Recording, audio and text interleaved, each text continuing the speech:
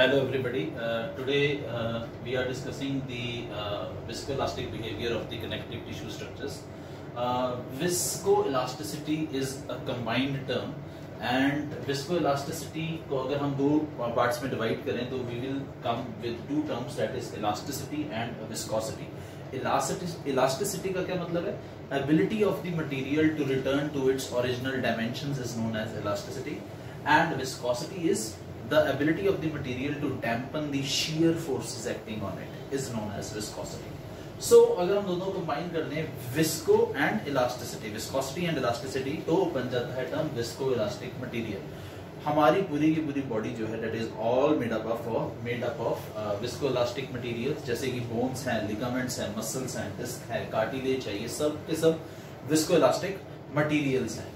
So viscoelastic materials की एक जो सबसे इम्पोर्टेंट प्रॉपर्टीज जो होती हैं वो दो होती हैं. टाइम डिपेंडेंट प्रॉपर्टीज जो कि यहाँ पे मैंने लिखी हुई हैं. One is your time dependent properties and one is your rate dependent properties. तो विस्कोइलास्टिक मटेरियल्स जो हैं जैसे कि हमारे ligaments, mainly ligaments, muscles, bones, ये एग्जिबिट करते हैं time dependent properties and rate dependent properties. Time dependent properties आगे दो पार्ट्स में और डिवाइड होती है. टाइम डिपेंडेंट प्रॉपर्टीज कौन कौन सी प्रॉपर्टीज? सो वो दो प्रॉपर्टीज हैं, क्रीप एंड स्ट्रेस रिलैक्सेशन. यहाँ पे मैंने लिखा है क्रीप एंड स्ट्रेस रिलैक्सेशन. तो ये जो दो हैं ये टाइम डिपेंडेंट प्रॉपर्टीज हैं विस्कोइलास्टिक मटेरियल की. सो अगर हम इन दो प्रॉपर्टीज के बारे में पढ़ना चाहें तो हमको इस डायग्राम को फॉलो करना पड़ेगा. और इस डायग्राम में अगर आप ध्यान से देखें एक एक्स एक्सिस है और एक वाई एक्सिस है. एक्स एक्सिस के अगेंस्ट मैंने लोड लिखा हुआ है एंड वाई एक्सिस के अगेंस्ट मैंने डिफॉर्मेशन एंड टाइम लिखा हुआ है, जो कि मैंने मेंशन करना भूल गया हूं. Deformation and time. सो ये हमने एक्स एक्सिस के अलोंग है, वो वाई एक्सिस के अलोंग है. Now if you see this curve, that is the load deformation curve, which जिस कर्व को देखकर हमारे को समझ में आएगा कि what is creep and what is stress relaxation, जो कि टाइम डिपेंडेंट प्रॉपर्टीज हैं विस्कोइलास्टिक मटेरियल्स की. सो अगर हम देखें लोड डिफॉर्मेशन कर्व को, तो अगर हम वाई एक्सिस पे देखें तो वहां पे आपको दिखेगा 50 kg. सपोज ह्यूमन बॉडी में किसी लिगामेंट के ऊपर हम 50 kg का वेट लगाएं, so what is going to happen? 50 kg का वेट लगाया सपोज किसी भी पर्टिकुलर लिगामेंट पे, say collateral ligaments of your knee joint, और 50 kg का जब वेट उनके ऊपर लग रहा है तो 1 घंटे में डिफॉर्मेशन कितनी होगी, फिर 2 घंटों में डिफॉर्मेशन कितनी होगी, उसको हम समझने की कोशिश करते हैं. सबसे पहले जैसे 50 kg का लोड लगेगा एक पर्टिकुलर लिगामेंट के ऊपर, एकदम डिफॉर्मेशन का रेट जो होगा वो बहुत तेज होगा. लिगामेंट की लेंथनिंग बहुत स्पीड से होगी. The rate of deformation will be very high. एकदम लिगामेंट जो होगा वो स्ट्रेच कर जाएगा.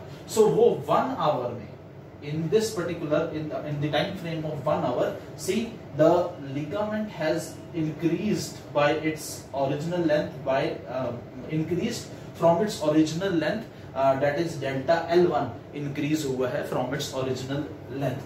तो यहाँ तक अगर हम देखें तो इनिशियल 1 आवर के कॉरस्पॉन्डिंग मैंने ये कर्व को जो ऐसे जा रहा था, जो लिगामेंट की लेंथ, ये जो ब्लैक कलर की लाइन है that you can see in this curve, this black line denotes the amount of deformation that is occurring in the ligament. तो 1 घंटे में जो डिफॉर्मेशन हुई है एक लिगामेंट के ऊपर, उसकी जो डायमेंशंस चेंज हुई हैं, उसकी जो लेंथ इंक्रीज हुई है, that is delta L1.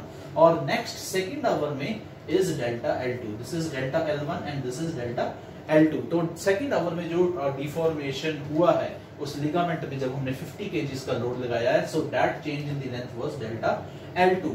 तो अगर हम ध्यान से देखें डेल्टा L1 हमने अज्यूम कर लिया, काफी बड़ा कर्व है delta L1, so it was approximately 7 centimetres की लेंथ जो है कोलैटरल लिगामेंट्स की इंक्रीज हो गई है, और डेल्टा L2 जो है 2 सेंटीमीटर्स की लेंथ जो है वो इंक्रीज हो गई है. तो टोटल कितना हो गया? 9 centimetres. So this total value comes out to be 9 centimetres. 1 घंटे में कोलैटरल लिगामेंट्स की लेंथ कितनी बढ़ी? 7 सेंटीमीटर्स का, जब हमने 50 kg का लोड लगाया था. और सेकंड आवर में कितना बढ़ा? Delta L2 2 centimetres. तो सेकंड आवर में आते आते जो रेट ऑफ डिफॉर्मेशन था of the ligaments or the connective tissue that reduces, right? अब इसके बाद जो थर्ड फेज आया है, you can see this 3, 4 and 5.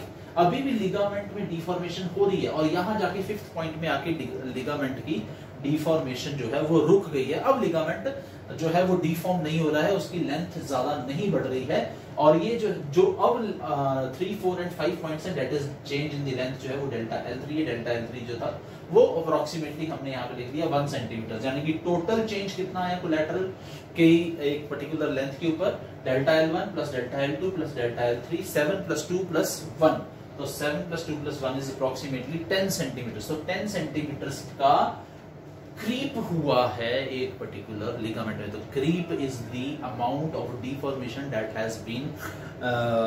Has occurred in the ligament, so that amount of deformation is known as creep। But इसके बाद जब fifth point हमारा यहाँ पे पहुंच गया है, इसके बाद क्या होगा, 10 सेंटीमीटर की लेंथ इंक्रीज हो गई है by applying the weight of 50 kgs। तो 10 सेंटीमीटर की लिगामेंट की लेंथ बढ़ी है, बट इसके बाद जो है वो लेंथ इंक्रीज नहीं हो रही है, क्योंकि अब सेकंड प्रॉपर्टी हमारी आ चुकी है into existence, that is stress relaxation। यानी कि लिगामेंट इतना ज्यादा स्ट्रेच कर चुका है, उतना स्ट्रेच कर चुका है कि वो बैलेंस कर सके 50 kg के लोड को। तो अमाउंट ऑफ लेंथ इतनी इंक्रीज हो चुकी है ताकि वो बैलेंस कर सके 50 kg के लोड को। सो उस समय जब ये 50 kg का लोड बैलेंस हो जाएगा एक पर्टिकुलर लिगामेंट के सारे सेल्स, सारे उनकी स्ट्रेंथ जो है स्ट्रेच हुए हैं, वो सारे के सारे इस लोड को बैलेंस उन्होंने कर लिया है लिगामेंट के फाइबर्स ने, सेल्स ने, इंटरस्टिशियल फ्लूइड ने।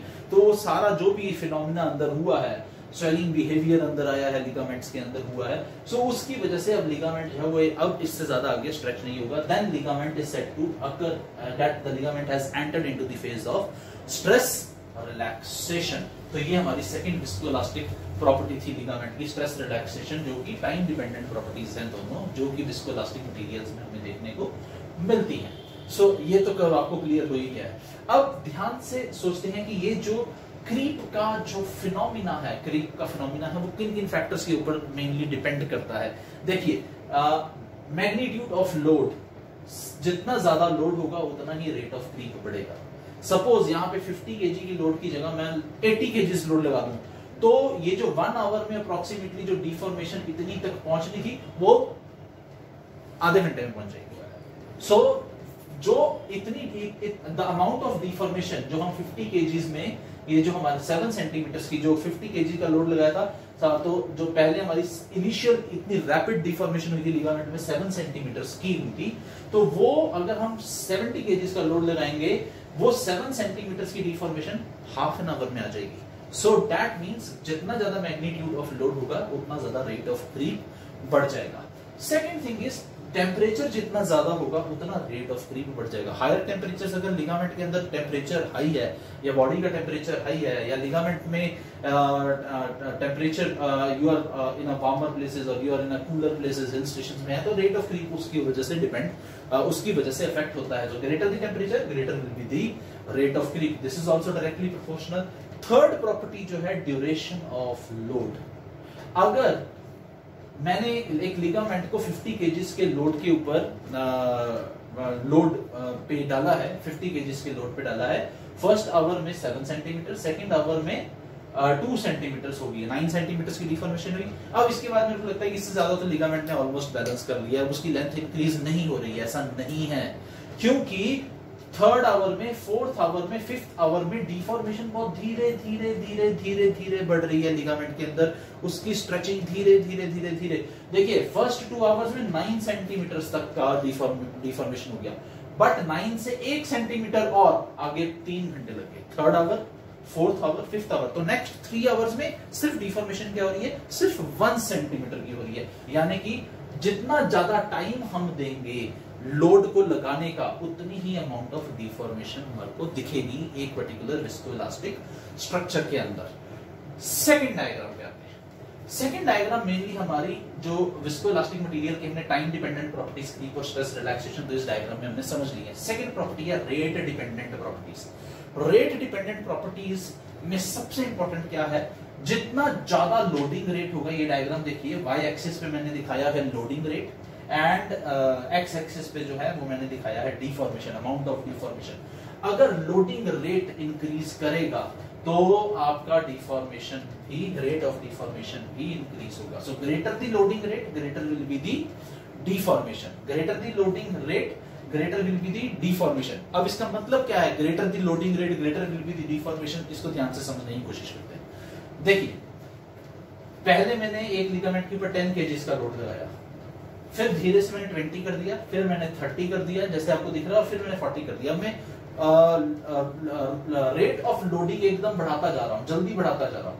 तो 1 आवर में अगर आप ध्यान से देखें, 1 आवर में डिफॉर्मेशन जो हुई है वो डेल्टा L1 भी है, और सेकंड आवर में जो डिफॉर्मेशन हुई है वो यहाँ पे डेल्टा L1 डिफॉर्मेशन दिख रही है, एंड सेकंड आवर में जो डिफॉर्मेशन हुई है that is from 1 hour to 2 hour, that is delta L2. अब डेल्टा L1 कितना हुआ? Delta L1 was 4 centimeters. Delta L1 was 4 centimeters. Delta L2 was 1 centimeter. So 2 घंटे में the amount of deformation जो हुआ है that is 5 centimeters. Around 5 centimeters. The amount of deformation was 5 centimeters. But ये loading rate अगर हम तेज कर दें, 10 की बजाय फर्स्ट में हम 20 लगा दें, फिर 40, फिर 60, फिर 80, हम अगर लोडिंग रेट बढ़ा दें, टाइम डिपेंडेंट कर दें इस लोडिंग रेट को, लोडिंग रेट को इंक्रीज कर दें, तो डिफॉर्मेशन का अमाउंट जो है वो बढ़ता चला जाएगा. डिफॉर्मेशन का अमाउंट जो है वो बढ़ता चला जाएगा. सो लोडिंग रेट का मतलब ये है बेसिकली कि आप कितनी जल्दी से एक लिगामेंट को क्या बोलते हैं, आप एक्सपोज कर रहे हो टू हायर लोडिंग रेट. तो when you are loading it on a higher loading rate with 10 kg, फिर उस immediately उसके बाद 20 kg, फिर immediately उसके बाद 30 kg, फिर immediately उसके बाद आपने 40 kg लगाया, तो 40 kg में ही जैसे आपने फटाफट लोडिंग रेट कर रहे थे, तो उस लोडिंग रेट में ऑलमोस्ट 3.5 सेंटीमीटर की लेंथ डिफॉर्म हो चुकी थी, क्योंकि लोडिंग रेट बहुत ज्यादा था. और उसके बाद जब लोडिंग रेट आपका कम हो गया, जब आपका लोडिंग रेट देखिए यहाँ पे अगर आप इसको देखें लोडिंग रेट को, तो ये लोडिंग रेट देखिए कितना स्टीप कर्व जा रहा है, almost 90 degree. This curve is almost 90 degrees. उसके बाद ये मुड़ गया. अब ये कर्व स्टीप नहीं है. डेल्टा L2 के वक्त this curve is a little bit flattened. This curve is little bit flattened. That means कि अब लोडिंग रेट जो है वो कम हो गया है. अब यहाँ पे देखिए, ये लोडिंग रेट यहाँ पे अप्रोक्सीमेटली 38 था, फिर ये 39 हुआ, फिर ये 40 हुआ, फिर ये 41 हुआ. तो अब लोडिंग रेट धीरे हो गया. पहले क्या था, लोडिंग रेट एकदम 10 हो रहा है, यहाँ पे 10, यहाँ पे 15, यहाँ पे 20, यहाँ पे 20 हो गया, यहाँ पे 25 हो गया, यहाँ पे 30, यहाँ पे 35. बट उसके बाद जैसे ये कर्व जो है अप्रोक्सीमेटली पैरेलल सा होने लग गया है, प्लेटो फेज में आने लग गया, यानी कि हमारे यहाँ लोडिंग रेट जो है वो कम हो रहा है. तो लोडिंग रेट जैसे ही कम हुआ, तो उसको 1 घंटा लग गया for elongation from 4 centimetre to 1 centimetre. To add up 1 centimetre, उसको 1 घंटा लग गया, लिगामेंट को स्ट्रेच होने में 1 घंटा लग गया 1 सेंटीमीटर और अपनी लेंथ बढ़ाने में, because the loading rate has been decreased. So this is all. इसके बाद हम देखना चाहेंगे रेट डिपेंडेंट प्रॉपर्टीज में एक और प्रॉपर्टी आती है, that is hysteresis. What is hysteresis? ध्यान से देखिए, जब भी हम किसी विस्कोइलास्टिक मटेरियल को एक्सपोज करते हैं टू योर लोडिंग, और लोडिंग रेट या हाई मैग्नीट्यूड का लोड हम लगाना चाहते हैं 50 kg का, व्हाट विल हैपन, लिगामेंट जो है वो एनर्जी एक्सपेंड करेगा टू स्ट्रेच. अब एक लिगामेंट को स्ट्रेच करना है, तो वो स्ट्रेच करेगा, उसकी एनर्जी एक्सपेंस होगी. एनर्जी एक्सपेंस होगी. मेरे को अगर कुछ यहाँ से उठाना है, सपोज ये डस्टर उठाना है, तो मेरे को ये लिफ्ट करना पड़ा, तो I have expanded my certain amount of energy. तो लिगामेंट को स्ट्रेच करना है, तो उसमें सर्टेन अमाउंट ऑफ एनर्जी का एक्सपेंस हुआ है. नाउ उसी के बाद जैसे ही विस्कोइलास्टिक मटेरियल वापस वो लोड बैलेंस हो जाता है, या हम उस लोड को हटा देते हैं. पहले हमने 50 kg का लोड दिया एक लिगामेंट को, तो एनर्जी एक्सपेंस हुआ टिल दिस पॉइंट. उसके बाद हमने लोड जो है वो हटा दिया, फिर वापस it will start coming back to its original position. But viscoelastic materials में ओरिजिनल पोजीशन तक मटेरियल नहीं पहुंचता है. अपनी ओरिजिनल लेंथ पे लिगामेंट कभी नहीं पहुंचेगा अगर लिगामेंट को आपने हायर मैग्नीट्यूड्स ऑफ लोड को एक्सपोज किया है. तो energy expended will not be equal to वापस the energy regained by the ligament. तो वो जो थोड़ा एनर्जी जो हमारी लॉस हो गया है एनर्जी का, जितनी लिगामेंट को स्ट्रेच होने में जितनी उसने यूज की थी, उतनी वापस वो रीगेन नहीं कर पा रहा है. That loss of energy is known as hysteresis. तो hysteresis is known as loss of energy. So that loss of energy is known as hysteresis, because viscoelastic materials जो है वो कभी अपनी ओरिजिनल पोजीशन या ओरिजिनल डायमेंशंस पे नहीं पहुंचते हैं जब आप उनको लोड करते हैं for infinite duration of time या फिर for a longer duration of time और with higher magnitude of load और विद हायर लोडिंग रेट, तो वो अपनी ओरिजिनल पोजीशंस पे नहीं पहुंचेंगे। इसलिए विस्कोइलास्टिक मटेरियल्स को बहुत ज्यादा अफेक्ट करती हैं time dependent and rate dependent properties. Thank you all, stay tuned with our channel. This is Dr. Amit Dhawan from Rudraksh Physiotherapy Clinic, Solan. Bye. Have a good day.